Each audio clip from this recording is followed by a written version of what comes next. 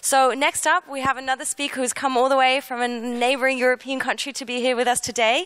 I'm really happy to introduce to you now Tom Siedsma from Bits of Freedom, who's going to be speaking to us about TTIP and tell us why the revenge of the infringing acronym is near. Welcome.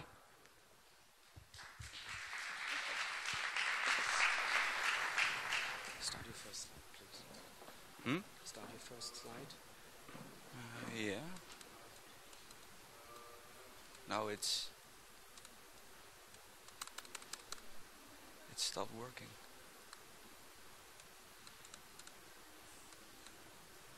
This is just a small technical hiccup. Let's reset that fog again. Don't do anything.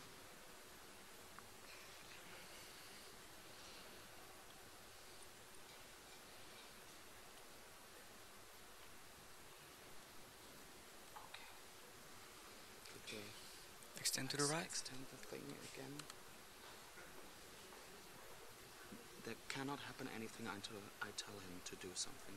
Okay. First, your system has to work. Yeah, so what do I have to do? If this is not responding, it should do.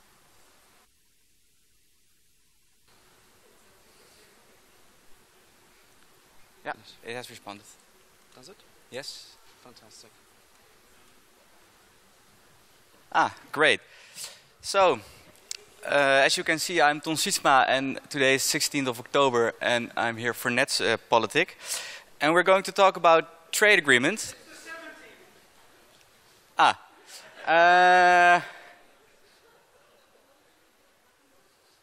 Touché. So, we are going to talk about trade agreements, and that's cool. But for those who missed it, it's the 17th, and we are in Berlin. Und weil die deutsche Sprache nicht mein stärkster Punkt ist, muss ich das doch mal versuchen. So, erstens, vielen Dank Netzpolitik.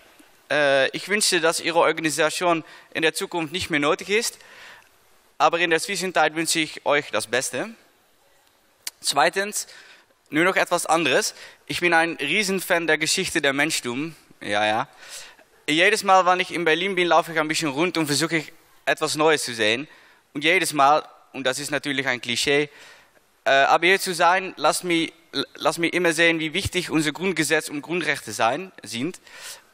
Und immer, wenn ich hier bin, bekomme ich immer eine Sehnsucht nach Freiheit, nach Privacy und wie schwer die Grenze für eine mögliche Einschränkung davon muss sein. So, let's talk about acronyms, and I'm switching back to English. We are talking about trade agreements, and those trade agreements do entail a lot of acronyms. So, what are we going to talk about? Mostly trade agreements and a little bit on what we can do. And trade agreements. What are trade agreements? Trade agreements are obviously agreements on trade. That's quite logical. But they aim to reduce the barriers on trade. And what is a barrier to trade? Anything that forms an obstacle for trade, for free trade, fluent trade. That are tariffs, but also obviously non-tariff barriers. And that's what we're going to talk about, because we're going to talk about different sets of regulation and the difference between standards. And basically harmonization between two countries or between, for example, the United States and Europe. And obviously, we had ACTA. I think everybody here knows ACTA and knows that ACTA has kind of been swept down. But ACTA is gone, but the ghost of ACTA is still here. ACTA is becoming more and more copied into other agreements. For example, CETA, the agreement with Europe, they have been negotiating since 2009. And the mandate is still a secret, although the negotiations are finished. And next to CETA, there's obviously TTIP, the agreement between the European Union and the United States. And there is TPP, which is the Pacific trade agreement between the, like almost all the world without Russia and without Europe. And then there is something behind the curtain, and that agreement is TISA. TISA is currently even more secret than TTIP, than TPP, than CETA, and basically aims to lower all the bars on services. And services are also services like Facebook and Google. And basically, I'm like, why? After we blocked ACTA, you blocked ACTA, it's still coming back. All those provisions in ACTA, and we'll come later to talk about it, they are becoming copied, just copy-paste from point, from capital to the point into other agreements. And why? Why is that? I do have a suggestion, and that's because basically a lot of companies simply want it, because it's good for profit, because barriers like privacy or data protection basically form a less profitable situation for them, especially when there are different standards between, for example, the United States and Europe. Well, this is especially worrisome if you take into account the amount of lobbying which takes place. So, on the data protection regulation in Europe, there's a huge amount of lobbying. But on TTIP, it's even worse. And the funny thing is, I'm at a couple of those stakeholder meetings, just giving presentations to the negotiators, and then suddenly there comes a sort of organization which calls itself Digital Europe, and I was like, Digital Europe, that's cool. That must be like European companies who are really trying to think digital. But no, Digital Europe are American companies, American tech companies like Google, Microsoft, and Facebook, who formed their cooperative in Digital Europe. And I can't stress enough how that pisses me off. So let's talk a bit about CETA, because a lot of the text are obviously a secret, because that's the way the negotiations go, and that's the way the European Commission, tends to keep it secret. But finally, the text of CETA was leaked, and eventually, a few weeks ago, it was officially released. And I've taken a closer look at it. If you want to do that too, I wish you the best of luck. It are 1,634 pages, and I think you're going to have a great Christmas holiday on it. But what's in this kind of trade agreements? Well, first, obviously, the reduce of barriers. And although every negotiator says that privacy or data protection regulation won't be a part of this agreement, it in fact is. And they have kind of hacked the data protection and privacy into these agreements by saying, well, you have to reduce barriers, and there's also a need of the free flow of data. And free flow of data must not be hampered by too stringent regulation, for example, privacy or data protection regulation. And you will be surprised how well such an argument works, because a lot of politicians and policymakers think, well, yeah, indeed, we kind of vaguely know how the internet works, and we know something about packages going all around the world to their fastest destination, and no, we wouldn't want to slow that down. And it might be slowed down if we don't let those packages go through America and then back to Europe. But they totally missed the point that that's not the real issue. The issue is about the processing of the data and not the way the packages reach the destination where they are processed. Once again, kudos for the lobby of the businesses to really hack this free flow of data into CETA, but also in TTIP and TISA. But it's infuriating, really. Then, nextly, obviously, privacy, but also the protection of IPR. And IPR, well, we all know IPR was in ACTA. IPR is also in CETA. I think 40% of the clauses in CETA are directly copied out of ACTA. And I just saw the recent leak yesterday from the TPP. And also those are, for 90%, quite similar to the clauses in CETA.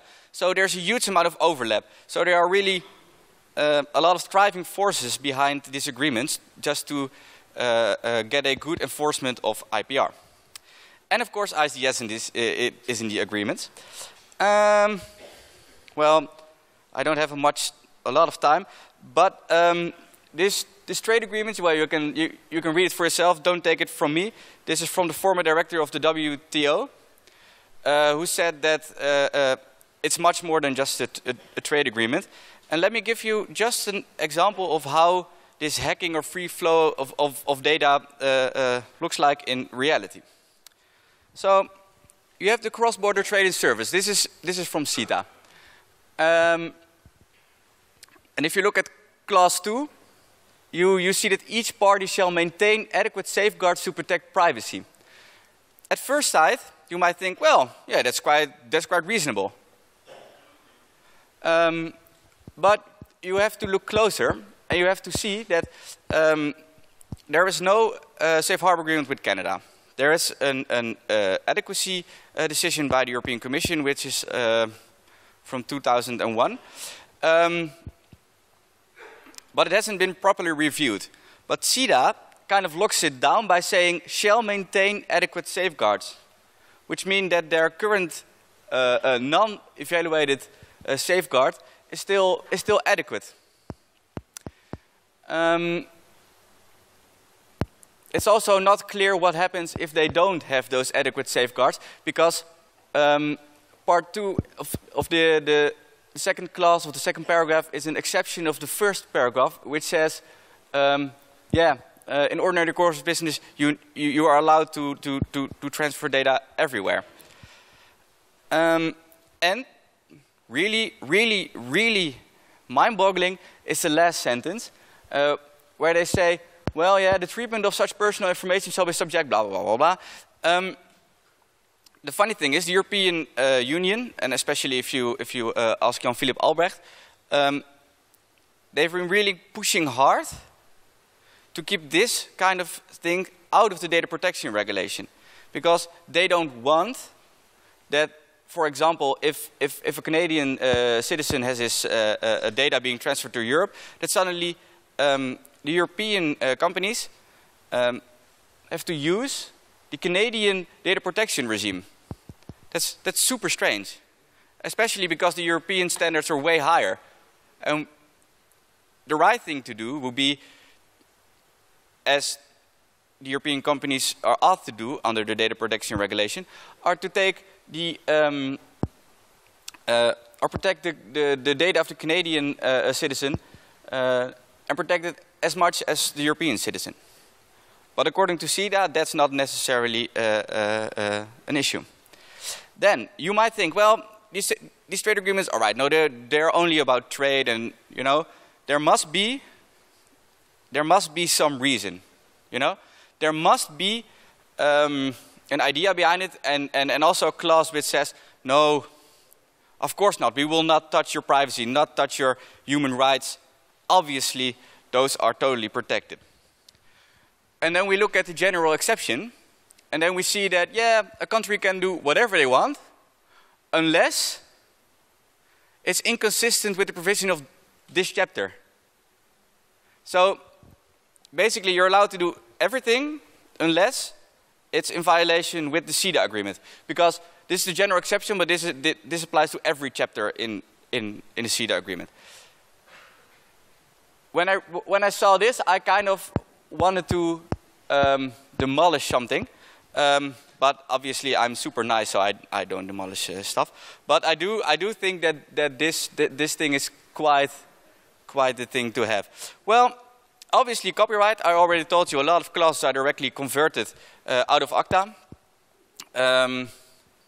You can see it yourself, but it's funny because the European Union does not have a completely harmonized system. So what we are doing now is kind of harmonizing it with the United States, with Canada. Before, the European Union and all the member states said, well, this is the right direction. And the way those trade agreements work, if they work like this.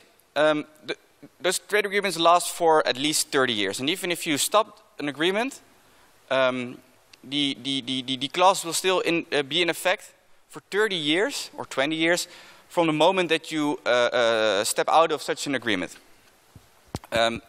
It basically means that if the European Union says, well, we have seen the light and we do want to change the IP enforcement in something reasonable, then it would be practically impossible. That's quite nice. Then, obviously, ISDS, you may all have heard about it. I know that in Germany, ISDS is kind of a big deal. And that's good. So ISDS, the investor to state dispute settlement system, which basically is the enforcement of this kind of trade agreements. It basically allows investors to sue a government if they feel that their profit is being tampered with, because the country has taken some form of measure to do so. For example, and this is a well-known example and everybody uses it, so I'm going to use it too, the Vattenfall example. Germany happily decided to, after Fukushima, to stop with this neutral, no, not neutral, how do you say it? Nuclear, yeah, that's the thing. Sorry. I am a lawyer, not a physicist. So they decided to stop with it, and that's great. But Vattenfall didn't really like that. So they're now suing, and I guess it's for 3 billion euros or so. And that's just, you know, that's just way out there. But if we're speaking from a digital rights point of view, I would be terrified if we couldn't hold the processing of personal data outside the European Union, because some nasty negotiators, I was looking for some completely other words, try to put it in CEDA. And when, for example, the European Union would say, well, no, only the processing of data in Europe, or at least threaten with that, that would be impossible. Because all the companies would immediately sue the European Union like crazy. And you might say, well, yeah, it's just CEDA, but this kind of clause will obviously also be in TTIP, and also in TISA, the agreement which I spoke on before, and some of the leaks have already shown that. Well, I almost have to conclude, I guess, but I wanted to talk a bit about two things. Transparency. Those agreements are absolutely not transparent, and especially the negotiations are really, really kept secret. And there's a problem in that. Well, there are a lot of problems in that, but one of the problems is, normally, in a normal procedure, Parliament comes with a proposal, or the government comes with a proposal, and you're like, well, not really digging this, let's try to change it a bit. And you go to your local politician or to the Bundestag and you say, well, can we try this, can we change that? And normally you can, but not with this kind of trade agreements, because they are being negotiated in secret, and after negotiations are done, the texts are being published. But the negotiations are done. So the text won't be altered, won't be changed, normally. And that's a problem, because at that point, the European Parliament, in this case, or the member states, can take it or leave it. They cannot change anything they don't like. And you can imagine that when there are like two clauses which they don't like, but they like 99% of the agreement, there is well, highly likability that they will just accept it, because the pressure is too high. And they can just alter those two clauses. And that's really, really a risk for us. I have 2 minutes. Oh, that's nice. Well, so I have 3 slides, so I have to talk really fast. So what will happen next? CEDA will be ratified, and there's need of political pressure, obviously. But the thing is, we need to look at the really boring trade agreements. So TTIP is really hot, and everybody is like, yeah, let's destroy TTIP. But there are also other trade agreements, for example, the EU versus Singapore. And these agreements are like a blueprint for TTIP. And the way trade agreements work is that you give if you give something in a negotiation with another country, for example, well, you say, I will give you 20 euros, I also have to give you 20 euros, because that's the way trade agreements work. So if we give it all away in Europe versus Singapore, then we also have to give it away in TTIP. And I know it is super lame, but we also need to focus on those agreements. I know, it's pretty sad. But it's all for the good, because in the end, this is obviously all what we want. A kind of an internet where we can all just watch, and I see I don't have cats on this slide, but I do have a lot of other stuff. And now I have to end, but not before I say that I am totally a believer of the idea that Google should be separated because they're a monopolist. And thank you so much for your attention.